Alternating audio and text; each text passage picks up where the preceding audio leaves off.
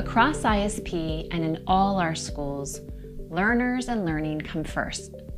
That's because learning is the only all-purpose future-proof skill there is, and it's something that we can all get better at. But what exactly do we mean by learning?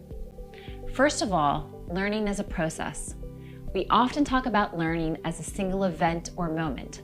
I might ask my daughters, "What did you learn at school today?" Or you might ask a friend what they learned on a course or in a class. But learning is a continuous process that evolves over time, moving us from simple surface knowledge and skills to complex, deep understanding. If that sounds like hard work, it is. And if you want to learn something new, it requires deliberate effort, energy, and time. For these reasons, learning can feel like a struggle. We'll come back to this later. So if learning is a process, what is it the process of exactly? In our schools and across ISP, when we talk about learning, we mean the process of getting better in our knowledge, skills, and understanding through deliberate, repeated experiences. The process of learning is a process of growth, closing the gap between where we are now and where we hope to be in the future. Imagine you wanted to swim but you never learned how. The learning gap between where you are now, someone who can't swim yet, and where you want to be, someone who can swim a length, cannot be achieved in a single lesson. Bridging this gap involves repeated experiences of steps that will move you towards the end goal. First, you need to learn how to feel safe in the water, how to kick your legs using supports, how to breathe, how to coordinate your arm movements, and so on.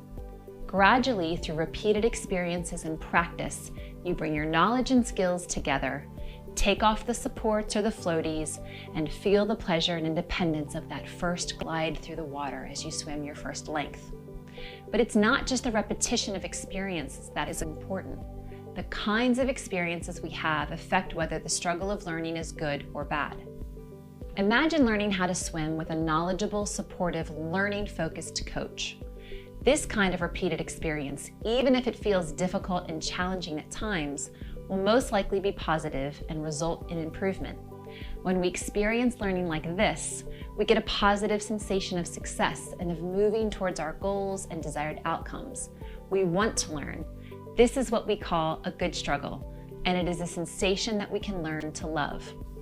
Now imagine learning to swim with a critical, impatient coach, or a coach who isn't clear about the steps you need to bridge your learning gap. You might still end up swimming, but the experience will probably feel confusing, stressful, and overwhelming. This creates an unnecessary bad struggle, and a bad struggle can make us want to stop learning or make learning harder than it actually is. In a bad struggle, we can end up wanting to quit or give up altogether, and that's a sensation that can cause us to avoid learning in the future. Fortunately for us, there are now decades of scientific research about the knowledge and understanding of the process of learning.